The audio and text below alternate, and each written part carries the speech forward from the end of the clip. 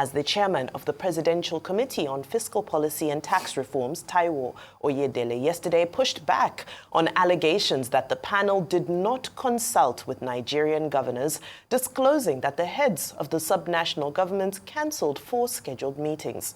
Oyedele, who appeared yesterday on our Sunday talk show with Dr. Abati, This Day Live, also disclosed that in the course of consultations, the committee met physically with at least 120 Muslim clerics, mostly from the north, as well as the League of Democrats, to break down the implications of the ongoing tax reforms. The introduction of the bills has sparked widespread debates, especially in the north, which has said that the value-added tax, the VAT, will cut its accruals from the Federation account. But the bills had been taken before the National Executive Council, NEC, and the Federal Executive Council, FEC, before they were sent to the National Assembly.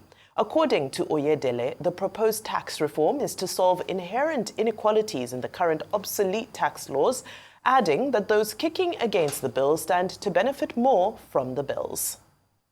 There was no one, that's not me, that's not who I am. Why on earth would I do such a thing? To ignore the reports of committees and then write my own? Nothing like that happened. And so it's unfortunate that he claimed that some members of our committee did that. And I'm sure he can't mention their names because there's nobody, unless on their own they just made up the story. Nothing like that happened. So that's the, in summary, the composition of the team and the way we try to engage. We had a 2-day retreat with the Senate. Almost every member of the Senate was in attendance. We had one with the House of Rep. It wasn't up to 2 days, a few hours. So now that the other important thing is the VAT distribution. So it seems to me like the more we explain it, the more people try not to understand it. Because a lot of people don't even understand the current position of the law. So they don't understand there's a problem we are trying to fix. They're using the problem we identified and told the world about and trying to fix, they're using that problem to blame us. It's almost like a complete opposite of what we're trying to do. As of today, when companies remit their VAT, they tend to remit from their head office because that's where they have the finance department. So MTN, BUA, Dangote, Airtel, all the banks, most of them are headquartered in Lagos. Some of the oil companies are headquartered in Rivers State. By the way, the information you gave about Ogun State is totally wrong. Ogun State is not benefiting from anything. No, he's saying that yes. It was the governor of Ogun State, the governor of Rivers State that colluded with you yes. to impose this yeah, so that is so unfortunate. Yeah, so unfortunate and so unfair. So you say Ogun State is innocent. And it's so unfair to those people that you mentioned. Ogun State, even Lagos State is innocent. This is not the idea. Even Mr. President is innocent. To speak today, if they want us to keep the current VAT formula, we will keep it 100%.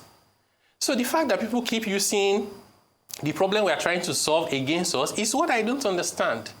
We are saying today, Lagos State is getting the benefit for calls made in Kano, in Kwara, in Ekiti.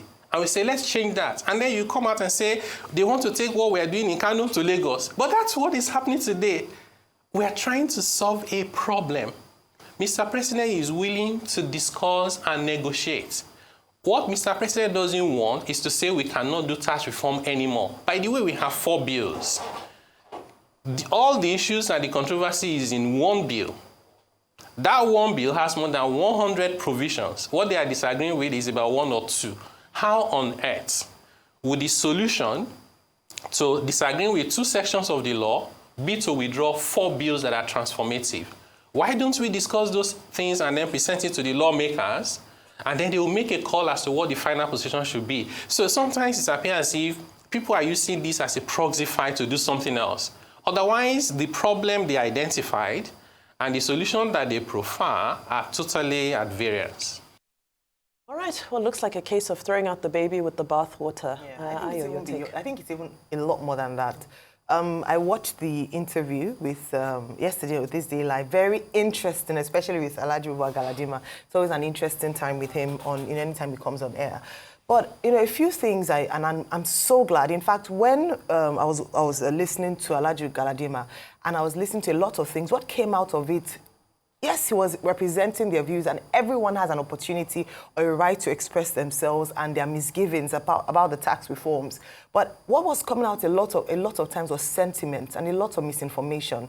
And I was saying, I wish that we had, that Mr. Oyedele would come and counter it, and next up was him. And I was so grateful that he came up and, as always, did a fantastic job trying to break down and putting right some half-truths. Let me first of all say that I think it's important that as a nation, we don't miss this great opportunity for a transformative bill to be passed, based on what he himself has described as almost seeming like a proxy war, using this as, to fight a proxy war. Because even though Alhaji Galadima yesterday kept insisting, no, don't mention the North, it's not about the North. But the truth is that what has come up a lot of times has been the disagreement or some of the, some of a misunderstanding, let me put it that way, of some of the governors from the northern parts of Nigeria who have said that, this is disadvantageous, and even in many instances have said, it favors a particular part of the nation, which is divisive in its own right. We have illustrated a number of times on this show the many benefits of the tax reform. Mr. Oyedele himself has been on this show to talk about it, and yesterday he did a bit more on that. And you can read it. I can, enunciate them one more time as to what some of the many benefits. And like you said at the beginning, not throwing away the baby with the bathwater. If you have issues with one or two aspects of the bill, let's deal with that. But this call for, let's withdraw it, go back to the drawing board, I don't think we have enough time, which is what Mr. Oyedele keeps saying, to do that. Yes, I can understand that. But then the big question I then have following this interview is the question for the governors. Oftentimes we talk about the fact that we run a federal system. There's a federal government, the state governors, the subnationals. We often put our spotlight on the president, but we don't look at the state governors. Why would something of this importance have had 4 meetings cancelled where they had the opportunity for consultation? And then the 5th meeting, 15 minutes was allocated for such an important proposition. And then when the bill comes out, they come out to complain that, they were not consulted. These are the questions we need to ask our leaders, because if you don't take very seriously things that affect your people, and then you come out later on, it's almost unfair, and it almost seems as if it's half-truths. There wasn't anything around the fact that, they came to approach us, but we didn't have time to listen to them. And now that it's been done, consultations have been done, you come out and say, no, we're not told, we're not informed, it was done through the back door. I think it's very unfair to the amount of work that this committee has done, especially bearing in mind the benefits of this tax reform for the most vulnerable in Nigeria. Now, one of the things that was emphasized in yesterday's conversation by Mr. Galadima was, the VAT. But he ignored the other parts. In fact, what Mr. Oyedele clarified was that the VAT would benefit the state, and if the state governors themselves say they don't want to increase it, he's fine to not increase it from 7.5%.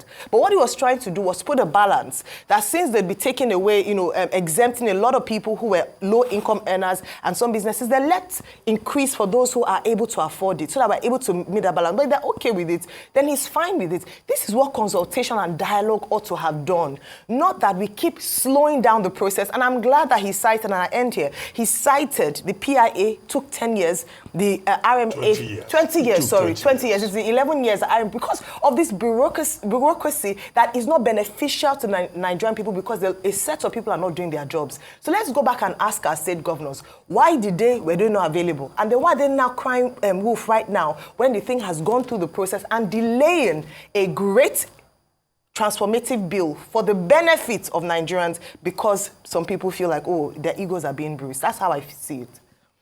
Okay, I don't know whether it's good form for me to review my own work, because I was the one who yesterday interviewed Alhaji Buba Galadima, and also after that, after him, interviewed Mr. Taiwo Oyedele. But I would just like to make some very brief comments. The first thing is that, first we had on This Day Live, the Sunday talk show, Alhaji Buba Galadima, who made various allegations. One, that the North was not consulted, or rather, major stakeholders were not consulted. Two, that there were members of the Oyedele Committee on Tax Policy and Fiscal Reform who had gone behind to say that, their input was not considered, and that what was submitted to the federal government was something cooked up by Oyedele himself. Three, Alhaji Buba Galadima also said, look, that he supports the position of Northern Elders, League of Northern Democrats, Northern Governors Forum, that that bill should be withdrawn to allow for proper consultation. Now, immediately after him, we hosted Mr. Taiwo Oyedele, who is the chairman of the committee that was set up by the president in August 2023. And what he did basically was to debunk all the allegations by Alhaji Buba Galadima, or rather, the allegations by some stakeholders in the conversation. And he said it is not true that they did not consult widely. That it is the same people they wanted to consult that did not make themselves available. Governors Forum was approached 4 times. 4 times they turned down the committee. The 5th time that they agreed, they said they had only 15 minutes. Please hurry up. Will this thing bring revenue? Exactly. They were more interested in revenue. They didn't want to know the nitty-gritty of the matter. He said they met with 120 ulamas from the north to explain these things. Now, he said they also asked for governors from the 6 geopolitical zones. Only 2 governors said they were interested from the 6 geopolitical zones. Lagos State governor, who met with them, and then the governor of Kaduna, who was not available, who sent his deputy. And they met with only those 2 from the various geopolitical zones. So he made a point that it looks like there's something to these tax reform bills, revenue reform bills, that is more than tax. And he said very clearly that tax reform is important. And he echoed President Tinubu in the presidential media chat, saying that, look, we have to reform this tax template that we have in Nigeria for productivity, for progress, for better revenue for government, and to ensure equity, fairness, and justice. Now, on the issue of equity, fairness, and justice, that was where he made the point that, contrary to the assumption in certain parts of the country by certain stakeholders, that in fact it is not true that it's Lagos or Ogun State that will benefit. That in fact Lagos State particularly is going to lose revenue. Because what his committee has tried to do is to establish an equitable framework. But my major takeaway from it is that maybe there's something else to this taxation thing that is more than tax. But he says that, look, this is not something that can wait. In the 2nd year of the administration will be bogged down by politics, next election, and that now is the right time to take these bold decisions. However, Oyedele made the point that, look, they are open to further consultations. The people who did not want to talk to the committee is still ready to talk to them now that we have a public hearing. And in any case, he expects a commendation, on the basis of what they have done, which is for the good of the country. And that only 2 clauses or 2 sections, section 77, 75, or perhaps maybe 72, are the ones that they are quarreling, that Nigerians are quarreling with, stakeholders are quarreling with. But Professor Aworawo, who was on this Day Live program yesterday, said, no, it is not true, that that's marked of arrogance. But I think what is more important is that, the policy committee headed by Taiwo Oyedele itself is still open to further consultations, further conversations. And he says it's a problem we need to address about taxation. Well, nobody likes the taxman. As a student of literature, I know so many literary pieces on how people are afraid of the taxman. Even in England, they are afraid of tax. Yeah. Everywhere. Nobody likes the taxman. But the truth of the matter is that we need, in terms of the principles, to expand the tax base, widen it, generate revenue, ensure fairness, equity, and justice. So in terms of the basic principles, most people do not disagree. but they disagree with whether it should be by derivation or it should be by... Yeah, the devil is in the details. Maybe the public hearing will serve this purpose and work out those details. But yesterday, we had two sides of the coin. Yeah. You know, Alhaji Galadima presenting one side of the coin and Taiwo Oyedele presenting another view of the coin. Absolutely. I think this, what this discourse highlights is the extent to which trust has broken down between various regions of the nation. And this is not a new problem. If you date back to the 19th century, you'll see that the distrust between coastal elites and inland elites is a recurring theme in history. Now, what are the issues here? The issues are that there's a school of thought that feel that this tax reform bill is an introduction of regionalism through the back door. They feel that there's a larger reform that is going to be implemented in a secretive and strategic way. And so they're kicking back at that. And what does this boil down to? This boils down to the lack of trust. Now, the concern here is that where's the love for nation? Where's the love of the greater common good? Because as has been expressed already, there are 4 bills, each with various sections within them. It is the 4th bill with 100 clauses, over 100 clauses, that has the clauses that are being put in dispute.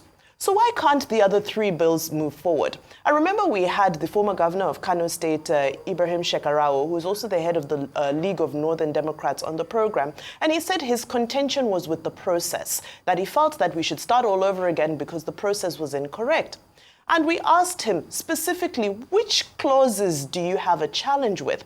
And he said his issue is with the process. He was quite adamant on that. So the question is, do we throw away something that could be of the common good because there may have been some errors in process? After all, how many times do we make amendments and excuses for failure in due process in several of the things that we do? But when it comes to passing other bills, nobody pays attention. Nobody turns an eye at when the national anthem was passed. Nobody went to zoom in and look at whether the process was correct. But obviously, there's something deeper going on. And for me, I always look at the sources of all things being historical. If you look at the colonial project is argued by many to have been a psychological project. It was a project that ensured that black man who lives next door to black man who are brother and sister are unable to trust each other just because of how much their own identity has been broken down by the colonizer. And this is what we are seeing, that people who have more in common than they have in difference are unable to come together and create one unified voice to say that, okay, these are the differences, but ultimately this is what is best for Nigeria as a whole. Because after all, the Northern Protectorate of Nigeria and the Southern Protectorate of Nigeria no longer exist. This is a nation, one nation called Nigeria. All right, we move on. And as part of his philanthropic initiatives, the chairman of the UBA group, Mr. Tony Elumelu, and family have donated food items as well as 10 million naira cash gifts, each to 10 orphanages across the country. The donations, kick-started by his wife, Dr. Oyedele Elumelu, chairperson Avon Healthcare Limited, saw visits to 3 orphanages in Lagos. Arise News has the details.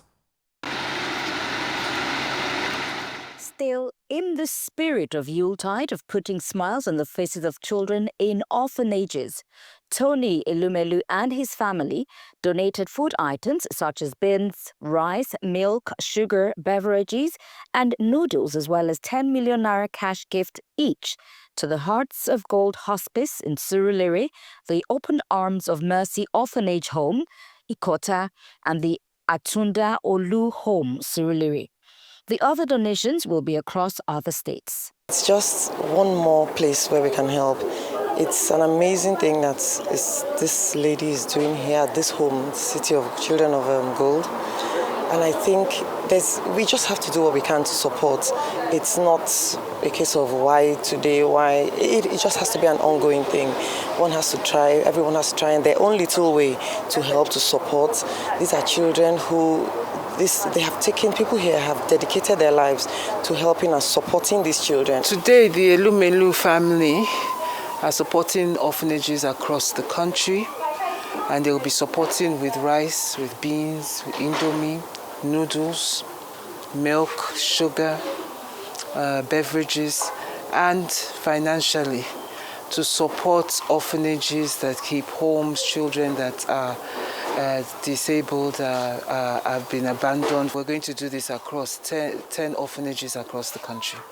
In response, owners of the hospices and beneficiaries had this to say. For what they have done today, Madam, her team, it's so unbelievable.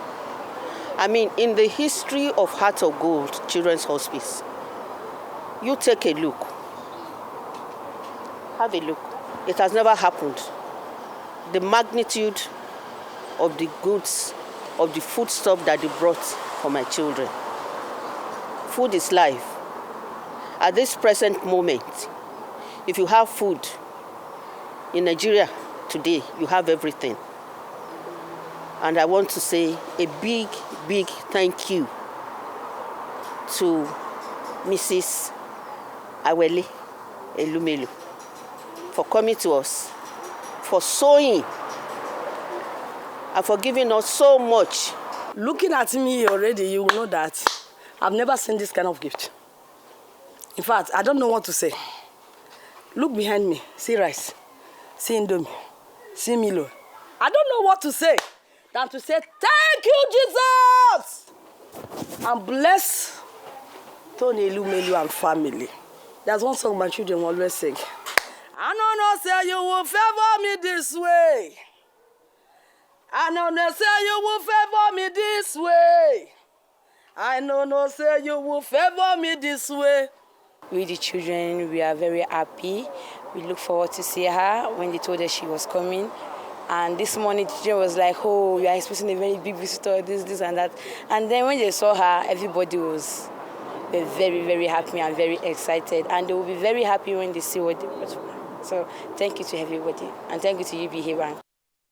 These donations by Tony Elumelu and family to the 10 orphanages across the country came weeks after the donations of 1,800 bags of rice by Tony Elumelu to his community in Onitsha Ukwu in Aniocha local government area of Delta State during the Yuletide.